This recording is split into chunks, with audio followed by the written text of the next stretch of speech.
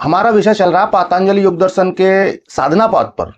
और आज हम समझने जा रहे हैं साधना पाद के 26वें सूत्र को। 26वें सूत्र में समझते हैं पातंजलि ऋषि हमें क्या गहरा सूत्र दे रहे हैं। तो कोई भी चीज सत्य नहीं है। किसी भी ठोस वस्तु को देखते हैं, साइंस कहता है कि पदार्थ है। कोई भी ठोस वस्तु सृष्टि के अंदर नहीं है। जितने भी हैं, जो भी कुछ है, सब पदार्थ हैं। इससे भी सूक्ष्म जाते हैं तो वेव्स हैं। तो ये विज्ञान भी इस चीज को मानता है।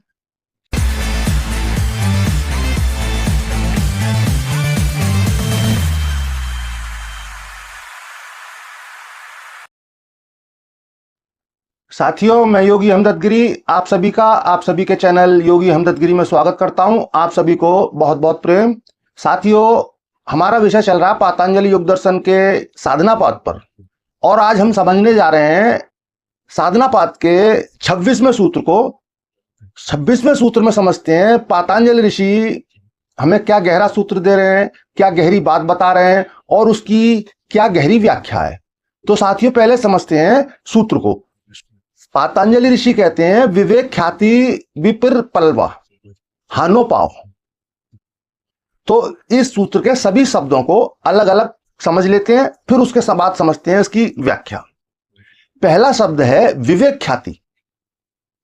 विवेक ख्याति यानी कि आत्मा और प्रकृति का संयोग और इनके भेद, इनमें आत्मा में और प्रकृति में क्या अंतर है, इस फर्क को समझना। और दूसरा शब्द है अविप्लवा। अविप्लवा यानी जो हमेशा स्थिर है, जो कभी डगमगाता नहीं है, भ्रमित वाली स्थिति नहीं है, एक अडिग वाली स्थिति है। और अगले सूत्र का प्रयोग किया हानोपाय। हानोपाय यानी क्लेशों के नाश का उपाय। क्लेश यानी विकार, जो हमारे अंदर विकार हैं, जो वृत्तियां हैं, इन्हें हम जिस तरह से समझते हैं उस तरह से वो बिल्कुल भी नहीं है। इस चीज को समझ लेना। तो अब समझते हैं इसके गहरी व्याख्या को। इसकी क्या गहरी व्याख्या है। पातंजलि यहां कहते हैं क्लेशों, दुखों, मोह और अज्ञान का कारण क्या है और पूर्ण नाश यानी पूर्ण इनसे विमुक्ति के क्या उपाय हैं। तो साथियों, उसका उपाय है विवेक ख्याति। विवेक ख्याति यानी आत्मा और प्रकृति को ठीक से गहराई से समझ लेना। जब हम आत्म तत्व को, मूल तत्व को जानते हैं, मूल तत्व का प्रकाश उदित होता है, यानी आत्मा का जो स्वयं हमारा मूल तत्व है, जब उसका प्रकाश यानी ज्ञान घटित होता है और उस ज्ञान में हम देख पाते हैं जो भी प्रकृति है, जो भी हम देख पा रहे हैं, इन स्थूल आंखों से हम जो भी देख पा रहे हैं उसमें कहीं भी कुछ सत्य नहीं है। इसे वैज्ञानिक आधार पर भी समझे तो कोई भी चीज सत्य नहीं है। किसी भी ठोस वस्तु को देखते हैं, साइंस कहता है कि पदार्थ है। कोई भी ठोस वस्तु सृष्टि के अंदर नहीं है। जितने भी हैं, जो भी कुछ है, सब पदार्थ हैं। इससे भी सूक्ष्म जाते हैं तो वेव्स हैं। तो ये विज्ञान भी इस चीज को मानता है। यही आध्यात्म जब 24 तत्वों की 25वें मूल तत्व की बात करता है, जब हम इन पूरे 24 तत्वों को जानते हैं, 24 तत्व यानी कि 5 हमारी कर्मेंद्रियां, 5 हमारी ज्ञानेंद्रियां और 5 पंच महाभूत, ये 15 हो गए। अब 5 ज्ञानेंद्रियों की तन्मात्राएं, तन्मात्राएं वो होती हैं जैसे कि हमारी आंख है, ये हमारी एक ज्ञानेंद्रिय हुई। हमारे कान है, ये हमारी एक ज्ञानेंद्रिय हुई। तो जो हमारी आंखों की देखने की क्षमता है, जो हम देख पाते हैं, उसे तन्मात्रा कहेंगे। आंख एक इंद्रिय और तन्मात्रा दूसरा कार्य है। कान एक ज्ञानेंद्रिय है, लेकिन सुनने की शक्ति ये तन्मात्रा हो जाती है। तो इस तरह ये 20 हो गए। अब चित्त, मन, बुद्धि, अहंकार और मूल तत्व है जिसे हम परम तत्व यानी कि आत्म तत्व, जिसे सुपर कॉन्शियस हम के रूप में हम जानते हैं। जब हम आत्मा के प्रकाश में, ज्ञान के प्रकाश में इन सब को मूल रूप से, सत्य रूप से जान जाते हैं, तो प्रकृति पूरी तरह से आत्मा से पृथक हो जाती है, अलग हो जाती है।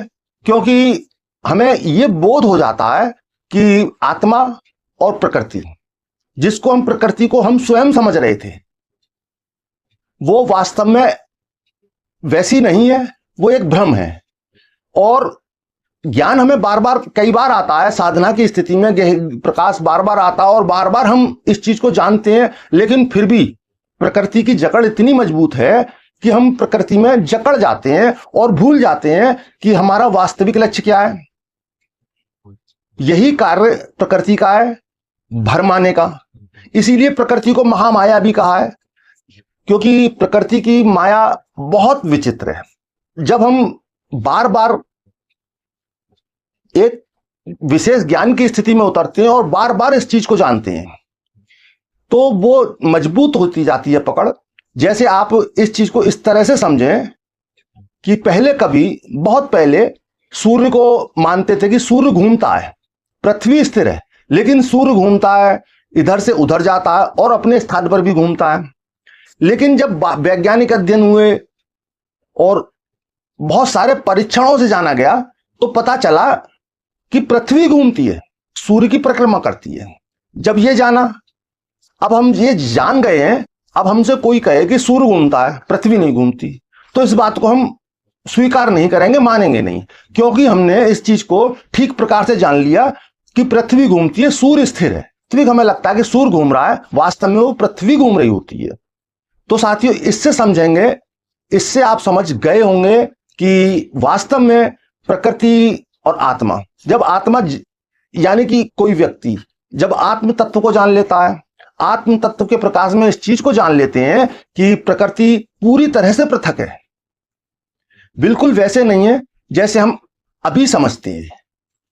तो इससे ये जितने भी बंधन हैं, जितने भी क्लेश अभी बताए गए हैं पातंजलि ऋषि के द्वारा, इन सभी क्लेशों से मुक्ति होती है।